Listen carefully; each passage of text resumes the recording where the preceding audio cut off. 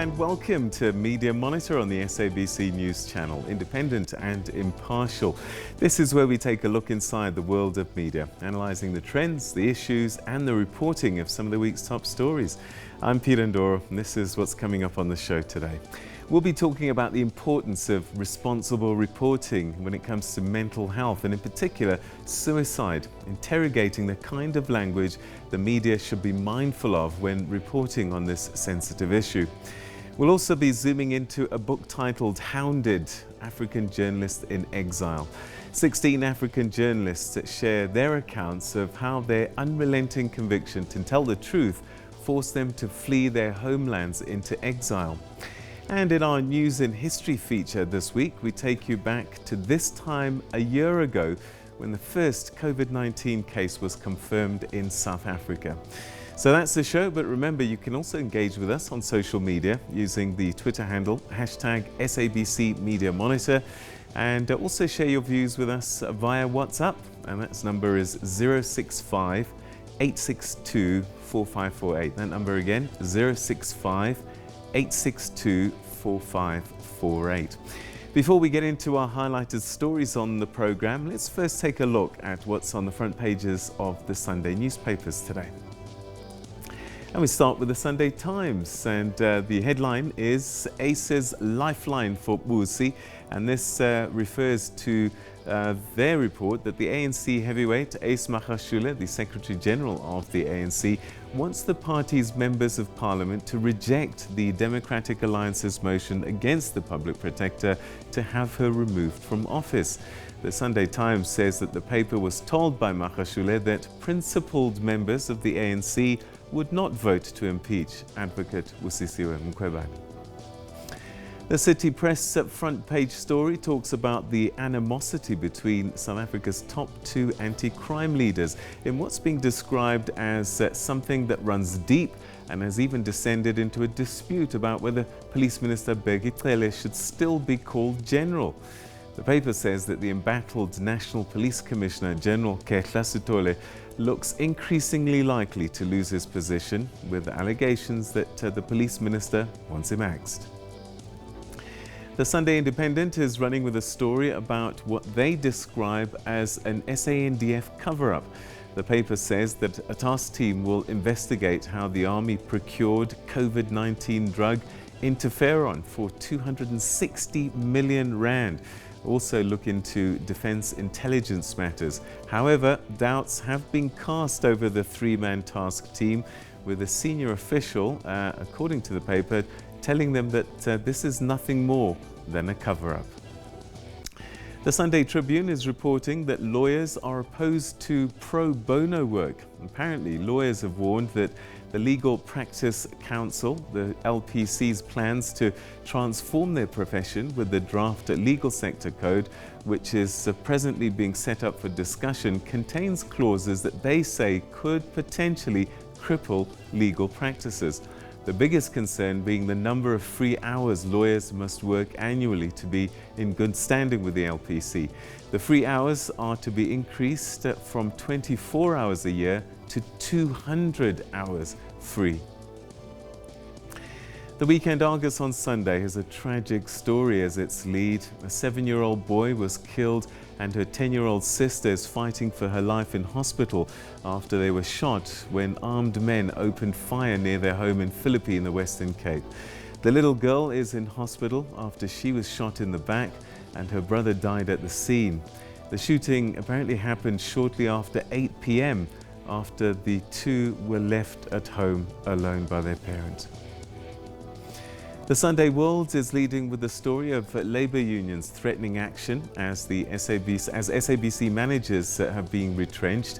The paper's reporting that the SABC has axed almost all of its radio station and marketing managers in what appears to be the biggest jobs bloodbath recorded in the history of the public broadcaster's radio arm. It's being reported that the Section 189 process at the public broadcaster was meant to be completed at the end of February, but unions say that key positions in the corporation's new structure haven't been advertised yet.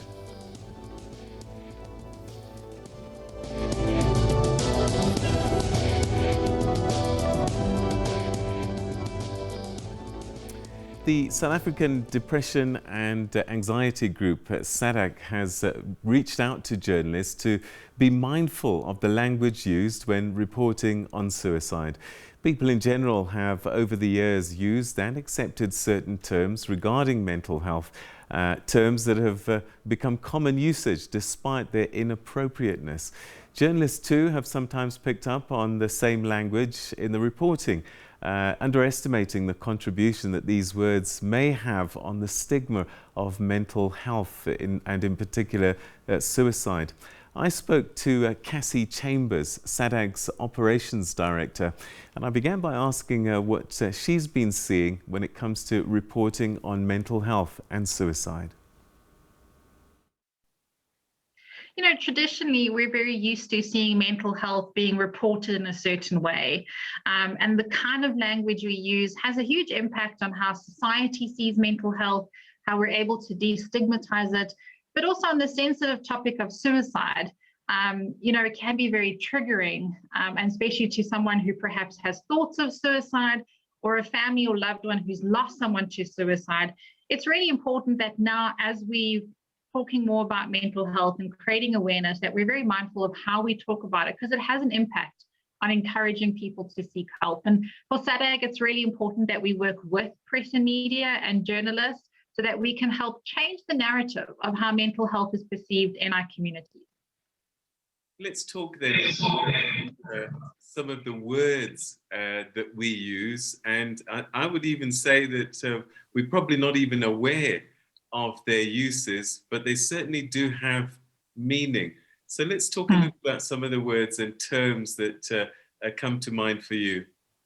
And I think, you know, top of mind is we're so used to, and even in our line of work at SADAG, we've had to really look at how we talk about it as setting the example, right? Practicing what we preach. But we're used to hearing people, when they talk about suicide, to say things like committed suicide. And I think a really big important reminder is that suicide in South Africa is not a criminal offense. So if we're starting to say things like committed suicide, you're insinuating that it is a crime to kill yourself, and it's not. And I think, again, when we look at the underlying causes for suicide, knowing that it's undiagnosed and untreated depression, no one asks to have depression. It's something that happens to them. It's part of their body. And I think it's very important that we try to rather say things like a completed suicide or died by suicide.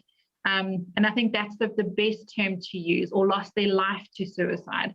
You know, when we talk about a suicide, we also must remember that the outcome, the end result of that is that someone has died and we've lost a life. And there's a family that has been devastated by that loss. And they perhaps have lost a mother or a brother or an uncle or a partner or a child. So having to rather really frame very sensitively how we talk about it is important. Also, we're very used to saying a failed suicide attempt, and that would almost mean like a suicide would be a task that needs to be completed, or that you weren't successful in completing suicide. And I think, you know, when we say a failed, first of all, the outcome of a failed suicide means that the person is still here, that they haven't died by suicide. And actually, that's a really positive thing, because it means that the person is still here and we can actually help them. So rather to, you know, and again, when we say a successful suicide, that's not the right way to say, because again, it means that someone has died, and that's not a success. That's not an achievement. It's actually incredibly sad. So just using those simple different terms can make a huge impact to how we see and talk about mental health. Where do you think the terms came from? The original terms that we use, like committed suicide. You hear it in the movies all the time, don't you? Absolutely. And I think it's been part of how we've spoken about mental health for so many years. And it's part of the fabric of how we view mental health. And it probably has contributed to the stigma that we've seen around suicide or depression. These things that we should be so used to talking about become taboo. They become scary. They become more dangerous. And by normalizing it, we're actually breaking down those barriers and making it okay to talk about. All right, so there's a number of other areas I guess we can talk about in terms of mental health in particular. And it's some of the language we use just to describe mental health over the years. You know, I mean, I grew up using words like that person is mad. Yeah, or crazy. And again, you know, it's things that we've seen in the media, it's things that we grew up hearing about in our society. And I think through creating awareness and talking about what mental illness is and what it's not can really just paint a picture. And when we also realize that 1 in 3 South Africans will or do have a mental health issue at some point in their lifetime, that's someone within our household. And calling someone mad or crazy. I mean, we grew up with, you know, there's the town crazy or the town lunatic. By actually reframing that, that's actually a really sick person, and that they don't have control of how they're feeling. I think just helping people understand that it is a real illness. You know, again, we often hear with regards to mental health, you know, oh, I'm so depressed today. Oh, I just want to kill myself. And we often use it in our slang conversation. But actually, you never hear someone saying, oh, I'm so diabetic, or I'm so cancer. And again, it's having to also remind people that mental illness is a real physical health illness that needs real treatment. And, you know, we also have often heard, you know, just snap out of it or think positively. And you don't say just snap out of it, it's diabetes.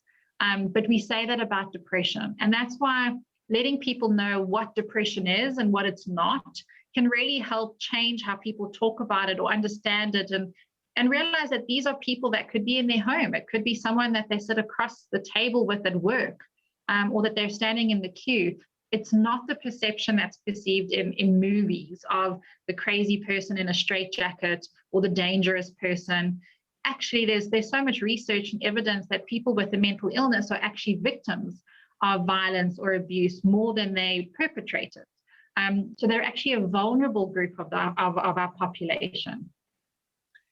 How do we as journalists start to educate ourselves about this? Because, you know, if we've grown up in a certain way and already the literature that's out there is kind of painted it in a certain way, how do we undo all of this? I think as journalists as well, there's such an important role that they play in helping us to disseminate and create awareness around mental health. You know, they link to communities, whether it's a community newspaper or radio or broadcast or online. They have such a powerful platform to help us destigmatize mental health. And, you know, SADAG, we're very grateful that we get to work with so many different journalists who, you know, also through their own life experience are huge champions for mental health. And I think that's the first start, is just learning about mental health and being open to understanding what it is and what it isn't. You know, SADAG runs various programs on responsible reporting, and we host workshops and we work very closely with journalists on a daily basis to help guide them what to say, what not to say. You know, when you're even doing a story on mental health, is having professional input and professional comments, but also from lived experience, having that person human side, and providing a call to action. You know, I think, again, if someone reads your article and says, actually, I have all these symptoms, I suffer from this, I need help, they know where to go to get help. So there's a huge responsibility. And again, it starts with just educating themselves around mental health and being open to learning. You know, it's a partnership. It's no one ever pointing fingers or saying that they're doing it wrong. It's rather that we want to help you and we want to engage with you, and let's learn together. The other side of that, of course, the one that you've described is helping to educate people. But the other thing that you say is that the media can create or help foster suicide contagion. Explain that to us. So what often happens, what suicide contagion is once you're reporting and sharing details, someone who could be reading it could be triggered. You know, someone who is already having thoughts of suicide or feeling very vulnerable, from having that information could actually spark or make those feelings even worse. And that's why we're very careful and mindful of how much details to report with regards to a suicide. You know, it's not very professional, ethical to print a suicide note. it's very personal information. It's a personal insight into what someone has gone through. There's an impact on family and friends, which, the long-term impact is huge. But also seeing that information could, someone who's in a vulnerable position could actually make them worse. It could make them feel worse. And then it could exacerbate their feelings to then even think of taking their own life, or making plans, or giving them ideas, of how to do it, or what to say. So it's having to be very mindful of that. So not too much of the details. So when you're reporting on suicide, it's not about the details of how that person has died. You can say that they have died by suicide, but it's not important to explain how they did it. That's a detail it's not needed. It's too sensitive information. It's private, and it can trigger feelings in people who feel vulnerable. And also, I dare to give people ideas about how to commit suicide. The scary thing, Peter, is that there's so many more websites online that tell you how to kill yourself or what methods to use rather than preventing the suicide.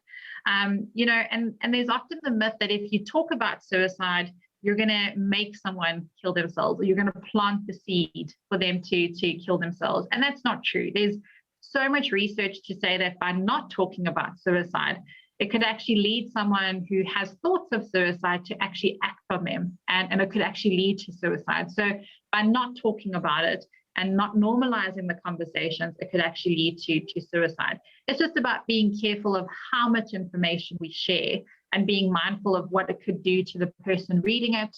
And I think putting a face to the readers, and a face to someone who maybe has lost someone to suicide before, or someone who could be having feelings of suicide, and rather directing them that if you're feeling like this or you're needing help, this is where you can go to get help. And I think that comes in with that responsible reporting. All right, so we've been talking a lot about words, but sometimes images are just as important. Yes, I mean, within mental health, the gallery, our go-to reference is often a sad person in the corner, crying. When we're talking about suicide, it's often really visual images that people would use, and especially for a story, to catch the headline, to get people to read it.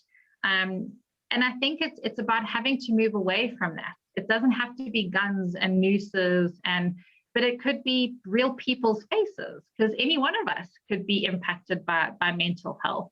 And I think, again, being mindful that the words that we use and the pictures that we use could both be triggering, and trying to really think creatively for ideas of what pictures to include. If you're having to put one in, trying not to use those kind of go-to mental health, the doom and gloom pictures, because actually getting help is actually a really positive thing. And then, again, it makes it less scary. It normalizes these conversations around mental health, which is so needed to break the stigma.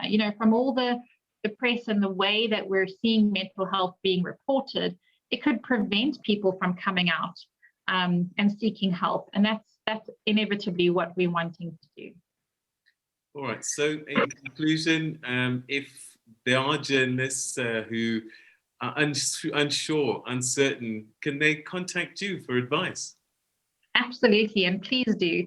We have a great network of press and media that we work with, and we're always encouraging to work with more. Please, you can visit our website at sadag.org, or reach out to us directly, office@anxiety.org.za, and we will be in touch. All right, that was Cassie Chambers talking to us from SADAG, asking journalists just to be a little bit more mindful of the kinds of language that we use when we're talking about mental health, particularly suicide. And I guess that goes for ordinary people like you and me out there as well. Let's just think a bit more about the words that we use. Stay with us. We'll be back after the break, and we'll be looking at an interesting topic, a number of journalists who found themselves living in exile because they dared to report the truth. All of that still to come. Stay with us.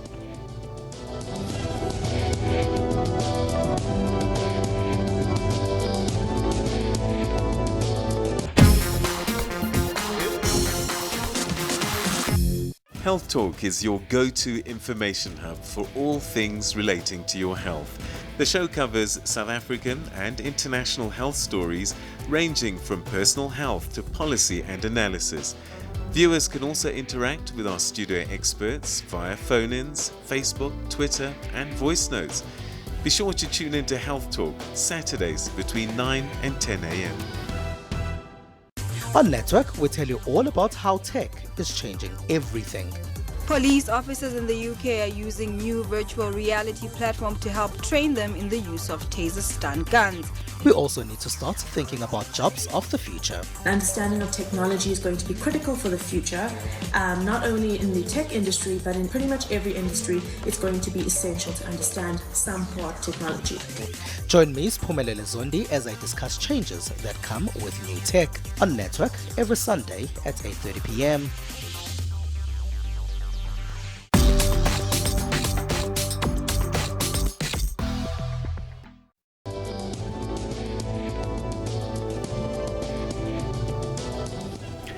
For decades around the world, journalists have been forced into exile after their reporting exposed them to harassment, violence or imprisonment, often at the hands of authorities that take great exception to the truths that they're exposing. Africa, sadly, is a continent where this continues to happen on a regular basis, with many local journalists having to flee their home countries after being assaulted, threatened or imprisoned, often leaving a deep void in the reporting on their nations. Well, a new publication called Hounded African Journalists in Exile tells a story of 16 journalists who've experienced having to leave home because of what they had reported. The book is edited by Joseph Odindo, who's a veteran Kenyan journalist who held senior editorial positions at the Nation Media and the Standard Media Groups. I spoke to him and began by asking him what brought about the book. What inspired Hounded African Journalists in Exile was the plight of the many journalists who have had to flee their homeland because of standing up to authority and pursuing the path of truth. We recognize that there are many journalists who have paid this sacrifice, but are unrecognized. You know, there is attention on them when they are grappling with authority, but as soon as they cross the borders and seek safety elsewhere, they are forgotten and life moves on. It was inspired by the need to record this, and so that there's a discussion about what happens to journalists when they stick and they show themselves willing to pay their price, when they are courageous, when they're persistent, and two, the circumstances, because those circumstances have not changed. African governments in Africa, most of them, to be precise, most of them have an attitude towards media or anyone who seeks to, enlighten the public. You become a stumbling block. So we need to discuss this. It happens in one country, it will happen in another. And the experiences that some journalists have gone through in one country are a lesson to another. All right, so quite a mix in terms of geography and time and place. Right. Does it tell the story by and large of the times that we live in even now, that even the historical stories kind of give us a prelude of the times that we're living in now? Very much so, Peter. You've heard the saying that those who forget the past are condemned to repeat it. Yeah. And we have been in Africa, in much of the third world, we have been very dismissive of the past. And the experiences tend to be the same, whether it was in the 70s, going to the 80s, going to the 90s. Yeah. When governments take certain attitudes towards institutions which are supposed to guarantee the independence, the public's freedom of thought and freedom of discussion, then the consequences tend to be the same. You can never ensure that there will be no resistance if you clamp down on media, that everybody would fall silent. There are those who are committed to speaking the truth. There are those who are committed to making sure that the space is open for discussion. So there will always be one or two people who say, no, for the truth, I'm willing to make a sacrifice. But then we forget, we think that when we are in control of the military and we are in control of the instruments of coercion, you can silence everybody. So what this, the compilation of stories highlight is that, one, Africa needs free media as much as the rest of the world. Africa deserves a free media, actually, yeah, for the simple reason that human progress can never be achieved without free discussion. There has to be a respect for freedom of thought. There has to be a respect for the of diversity of opinion. And that is what this book recognizes, that with media, you open up the space, you open up the democratic space, and it's for the good of the country. What it shows also that the boundaries, geographical boundaries, do not in any way make us different. Yeah, they don't. You could be in South Africa, you could be in West Africa. But the nature of government is such that certain things are less tolerated. There are certain things are resented and resisted. But then the nature of media is counter to what government stands for. So when we find ourselves in conflict with authority, do not think of yourself as exceptional or as in a peculiar situation that has never been seen before. It's a continuation of the adversarial nature of government and media. Yeah. All right, give us a couple of examples of some of the stories that we'll find in this book. We have the personal stories. The 16 stories, all of them are the personal accounts of journalists who have had to flee their homeland because of persecution by government. But the reasons that made them flee are different. They're dramatic accounts. As I said, because of the times that we cover, the experiences they will go through are different. In Uganda, for instance, you find a journalist who escaped to Kenya and then found sanctuary in the US because of covering the abuse of power by a quasi-military government. And a government that came into power with the promise of opening up the space. That is Lawrence Kiwanuka. He escaped to Kenya, hoping to settle down in Kenya, but found himself actually being pursued by security agents of the government back home. And it caused a diplomatic problem between Kenya and Uganda, where the Ugandans had to send somebody here when Kenyan intelligence locked on to the fact that there were people pursuing this young man and had instructions to kill him. Then you have others who are dealing with the present day repressive techniques. We have the journalist from Tanzania who escaped only recently under Magufuli, who is still in power. And the problem here is simply that having come to power, Magufuli has tried to roll back the reforms that were instituted by his predecessors, the culture of openness which existed within a one-party system. Yeah, and what this journalist you could say was guilty of was being a lone voice, a dissenter, and asking awkward questions. And he realized he was being followed. First, that the newsroom had been infiltrated. The copy that he was writing was being monitored. And then he ran away to a remote part of the country, hid in a hotel, and discovered that even the hotel receptionist was aware of who he was and was monitoring his movements. And there are others who have shown incredible courage against military governments. In West Africa, we have Dapo Olinyoromi, who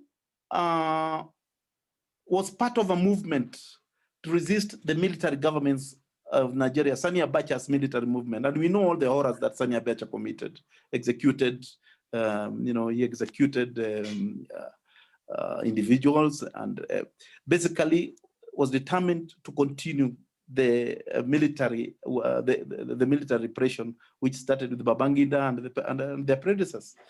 But he was part of a movement that said, no, this cannot continue.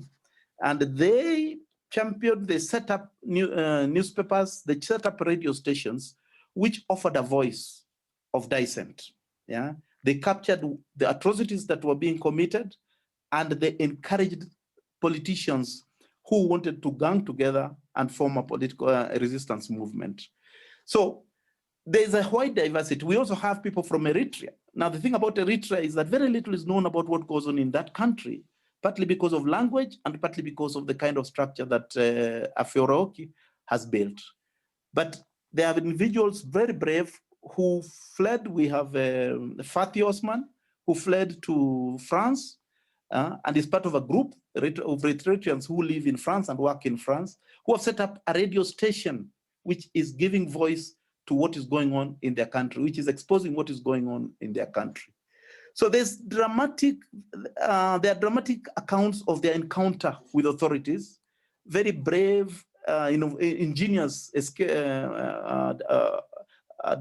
plans or escapes from security agents. Very brave, very, very brave, I would say. I mean, there are people who literally dodged bullets, if you like, in the stories that we have here. And there are others who have been pursued wherever they had went to, and had to seek the support of the government, who granted them sanctuary to ensure that they continue being safe. Why do governments behave like this? What is the main issue that they have? Is it that they just don't want to be criticized, or are there certain things that are being exposed that are problematic? Recently in Zimbabwe, we saw a journalist get jailed because he was exposing corruption. Yeah. I think throughout history, power has been proven to have that ability to corrupt. You know, the best intentioned leaders, the most trustworthy, once they are in authority and they are given power, enormous power, even if its limitations are defined by the Constitution, the tendency to abuse it, yeah, is almost human nature, you would say. And that's why history has also taught us that we should also not rely on the benign nature of a ruler. We need a constitution. We need institutional checks and balances on power. In Africa, it has been exacerbated by the ignorance of the public.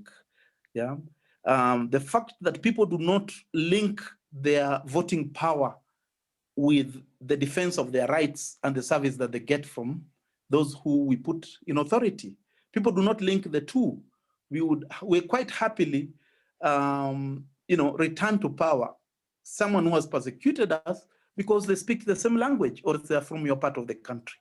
So that in Africa is one of the, you'd say, is an important aspect of the dynamics of a repressive government.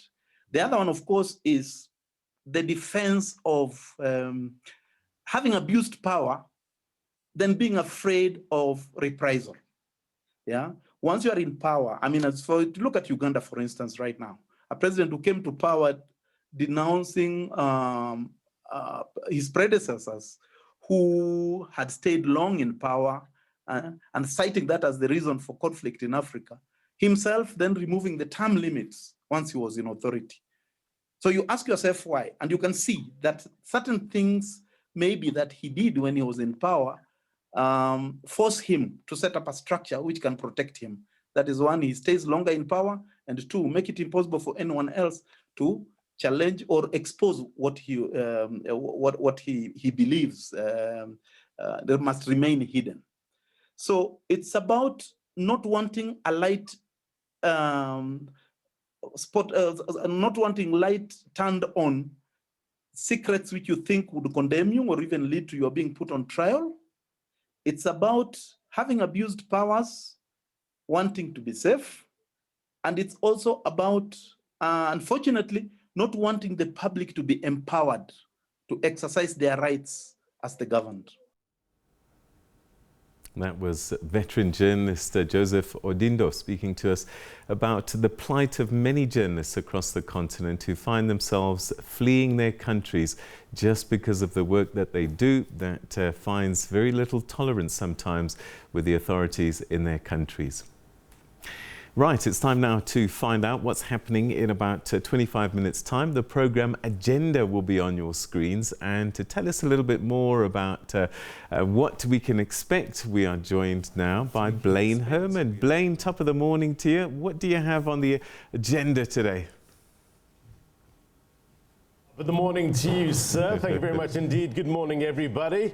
Well, tomorrow, as you know, is International Women's Day. So we're building up to that. Here in South Africa, the Forbes Women Africa Leading Women Summit is taking on a guiding role, hinging the conversation on this year's theme, Africa Reloaded, the power of the collective. No doubt, Peter, the COVID-19 experience has brought to light some harsh realities, the deepening inequalities that continue to be experienced by Africa's women and the continent within the global economy. So we'll bring in some of the stakeholders to discuss this further. Also, we've got a packed sports bulletin for you. We reflect on all the important results that have happened in the last 24 hours, including the big shock in the UFC of Israel Adesanya losing his first fight. We also look at FIFA's reaction to the CAF presidency election build-up as a path has been cleared for Patrice Motsepe to become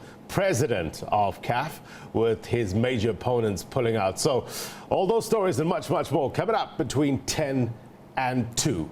Peter?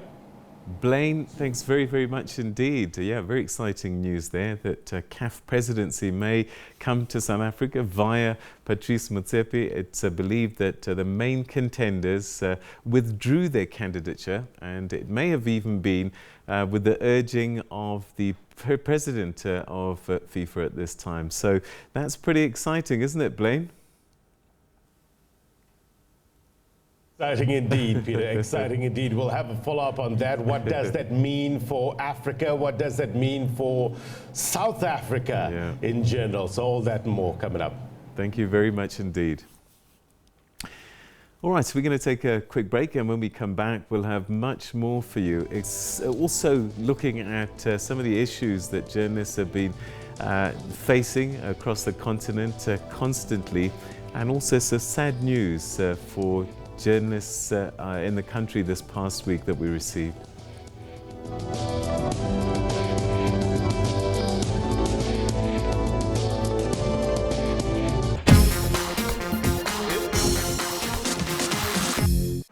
That would look so good on you. Oh no, I can't afford that. Perhaps you can!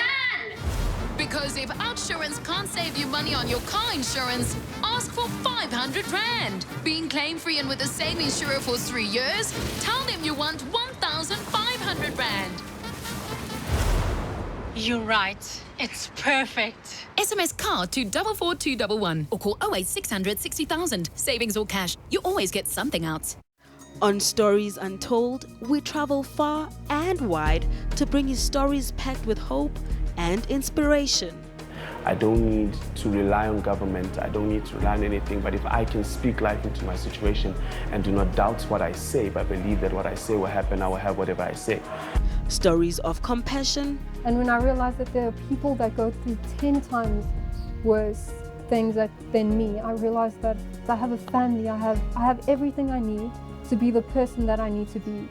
Stories of Ubuntu. I can honestly tell you the community, I think they have given me that extra boost to try and uplift other people's lives. Stories of resilience. When that door of me wanting to become a civil engineer didn't happen because of lack of financial background at that time, so I had to kick another door. When it was opened, then cycling was there. Watch Stories Untold every Saturday at 5:30 p.m.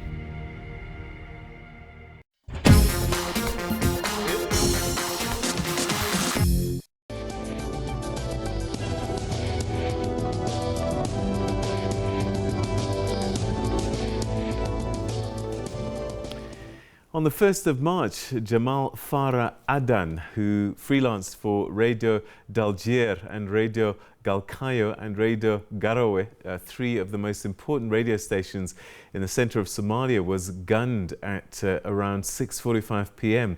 as he sat outside a shop owned by his family. According to the information obtained from the local hospital by the National Union of Somali Journalists, he died almost immediately after being shot 3 times in the head and neck.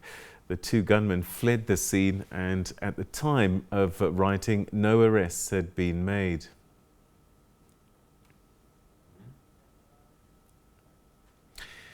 Now, this past week, the media fraternity has been rocked by some very sad news. Veteran journalist, analyst and broadcaster Karima Brown died on Thursday from COVID-19 complications.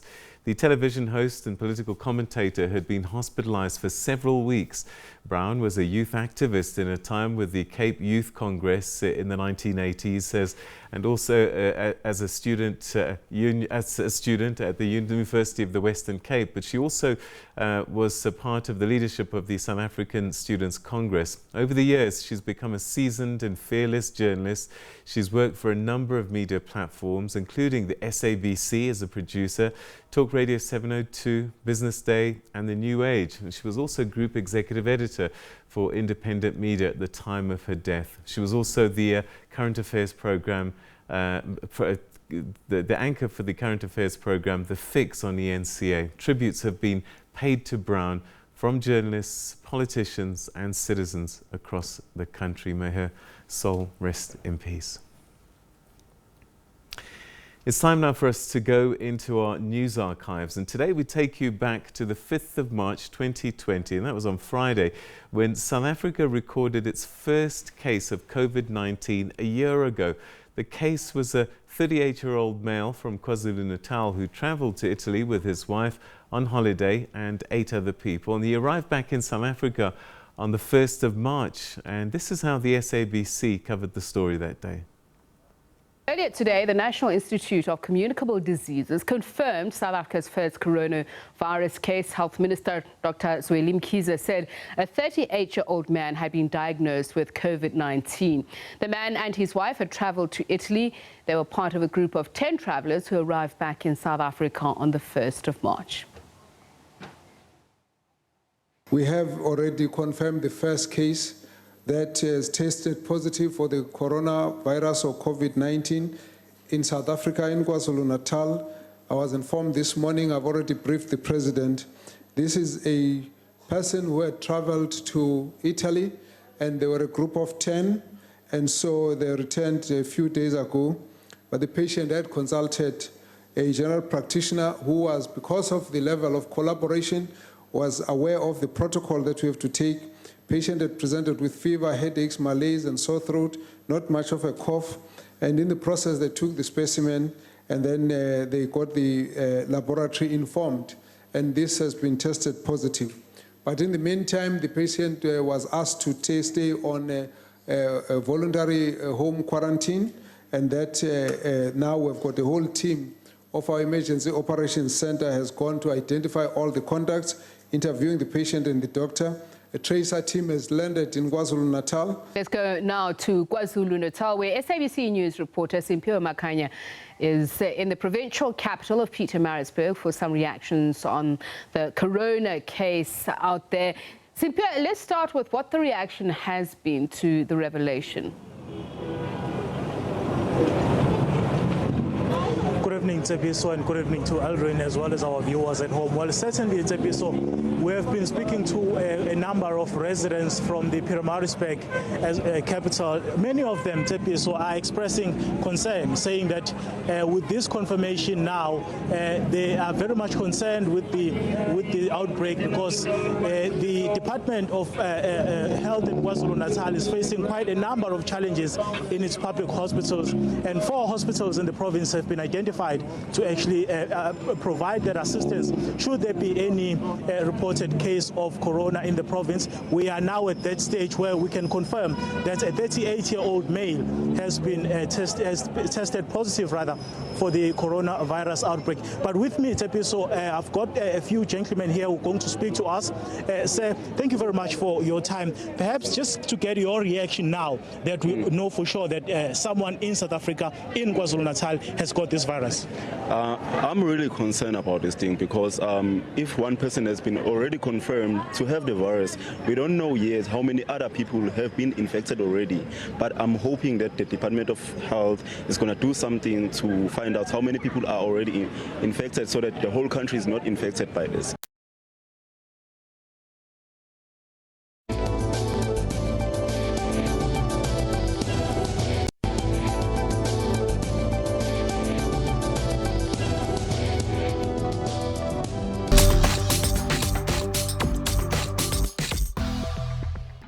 Health Talk is your go-to information hub for all things relating to your health. The show covers South African and international health stories ranging from personal health to policy and analysis. Viewers can also interact with our studio experts via phone-ins, Facebook, Twitter and voice notes. Be sure to tune into Health Talk Saturdays between 9 and 10 a.m. Immerse yourself in the possibilities that could be with Lotto, Lotto Plus 1 and Lotto Plus 2. Tune into the Draw Show every Wednesday on SABC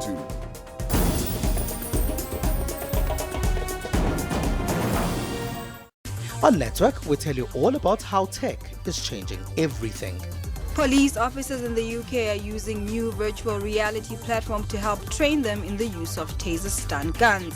We also need to start thinking about jobs of the future. Understanding of technology is going to be critical for the future, not only in the tech industry, but in pretty much every industry. It's going to be essential to understand some part technology. Join me, Sphumelele Zondi, as I discuss changes that come with new tech on Network every Sunday at 8:30 p.m.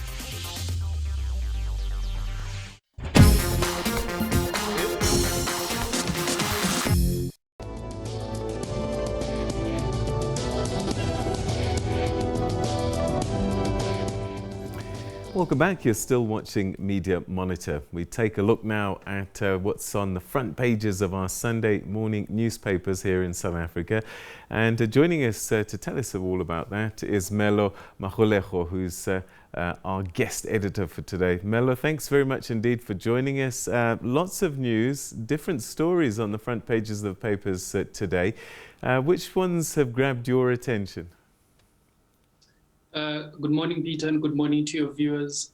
Yes, indeed, there are a lot of news on the front pages. And for me, one that is particularly interesting is the story that involves Exile and Tole. That's both on the front pages of the Rapport and the City Press.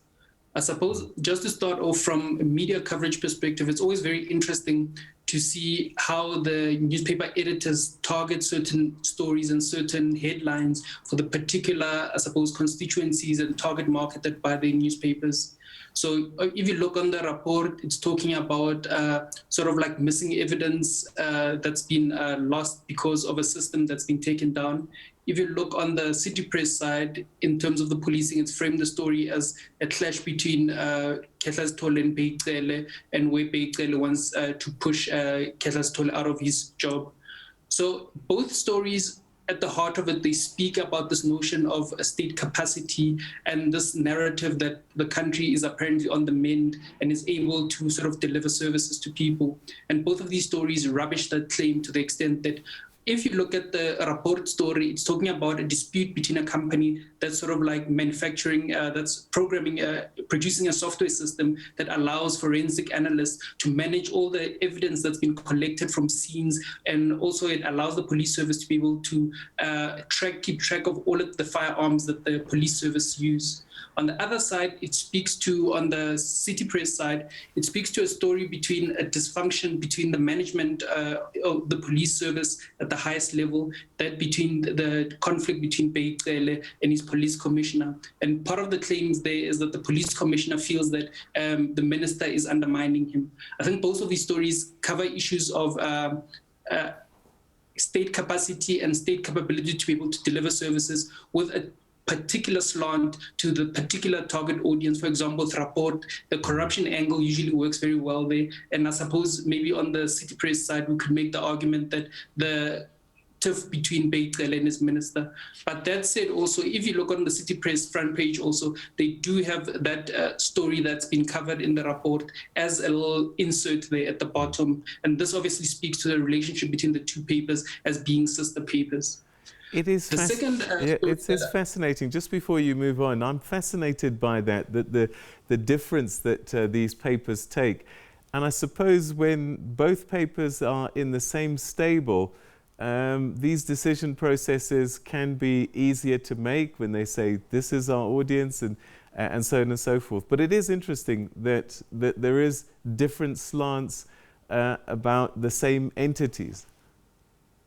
Absolutely, Peter. And one of the critical things, if you look at issues of target market and how they choose to place things on front pages, if you look on so for example, the human interest story on the front page of the report, it's speaking to some 80-year-old that's been engaged or getting married to a 29-year-old. But then the interesting part there is that it's a colored couple, right? And obviously we know that Afrikaans is a very strong language that's spoken within the colored community as a mother tongue of sorts. You also see, also with Harry and Meghan, that story also in terms of human interest, it speaks very well to the sort of like the white Afrikaans interest group. These are the type of stories that you typically find on You and Huisgenoot magazine.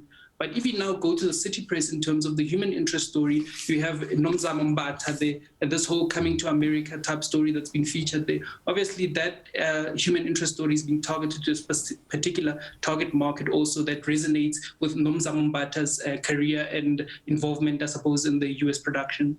Very interesting. Okay, what else did you look at? The second story that I'd like to discuss is on the front page of the Sunday Times with Ace Magashule and Busim Kwebane's coming up a process within the parliament where they're trying to remove her from her position following retired Justice Besin Kabinda's report into her competence into holding the public protector office. For me, the interesting thing there, I'd like to contrast it, for example, with the Sunday Independent.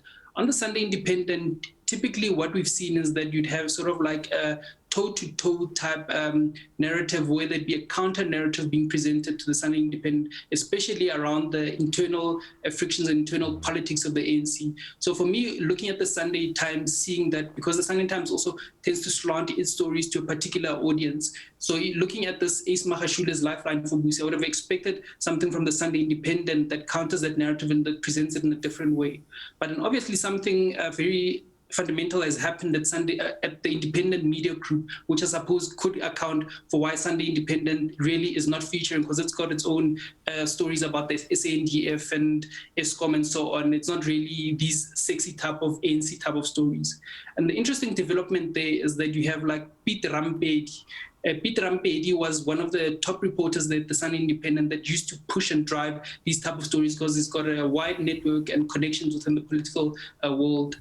But what has happened now is that Pete Rampedi has moved now to Pretoria News now. He's the editor there. So what you're starting to see now is that in the daily newspaper space, in terms of the Pretoria News, a lot of these stories are starting to come up in terms of these, suppose you could call them sexier media stories. So the interesting part there would be for Sunday Independent now, how are they going to rectify and balance that, given the huge profile that Pete Rampedi had started garnering for the paper, especially if you remember the stories around Kusela, Diko, and the whole PPE saga involving the Gauteng MEC, Bandile Masuku, and so on. So obviously, other than the details of the story that this process will play out in Parliament and there's various political posturing, from a media perspective, it just makes it a very interesting reading in that sense. Well, let's take a look at that story, because the Sunday Times one, I mean, is it up to the ANC Secretary General to tell members of Parliament how to vote on an issue that is supposed to be based on evidence? Absolutely. I think this takes us back to, if you remember, Peter, to the Zuma years, right? Because this narrative about the notion of political power and versus technical, administrative processes in terms of holding people to account, right? Because at the end of the day, you can have a constitutional court or whatever higher authority that says that this is what the law says and this is what the technical requirements say. But then at the end of the day, when you go to parliament, that's a fundamentally political process, right? Where we all raise our hands and we have to vote whether or not we agree with this thing, right? So to the extent that there isn't an egregious, I suppose, contravention of the strictures of the Constitution, one can make the argument that members of parliament sort of have discretion within that wider realm, and that discretion to be able to make determinations, right? So, for example, it could well be that given the report that retired Justice Nkabinde has written, the parliamentary people feel that that does not warrant the removal of Public Protector Busim Kwebane. They could, I suppose, issue some sort of sanction in order to cover themselves in terms of if this thing were to go to the Constitutional Court, where somebody could argue that, no, Parliament didn't actually fulfill its mandate. So Parliament might say that, no, we recognize this report and we feel that the Public Protector must correct 1, 2, 3, 4. But at the end of the day, it comes down to numbers. And to address your question specifically of whether Ace Magashule as ANC Secretary General gets involved in this, is that once you start speaking about numbers and you start speaking about political count, then Ace Magashule comes in there because he can then go to his supposed employees within Parliament and say, if you want a future career within the ANC, this is the party line that you have to toe, right? I mean, obviously the Constitutional Court has spoken about this thing but members of parliament should be, I suppose, obedient and uphold the Constitution as the final arbiter and not take party instructions. But in reality, on a practical basis, that is a very difficult thing to actually implement. Melo, thank you very, very much indeed. Great analysis of our Sunday papers. I wish we could talk a little bit more, but time not on our side. But thanks so much indeed for joining us, and we'll chat again soon. All right, and that's where we say thank you very much indeed for watching Media Monitor. We hope that you'll join us again at the same time next week for more of the same. In the meantime, please take care of each other. Bye-bye.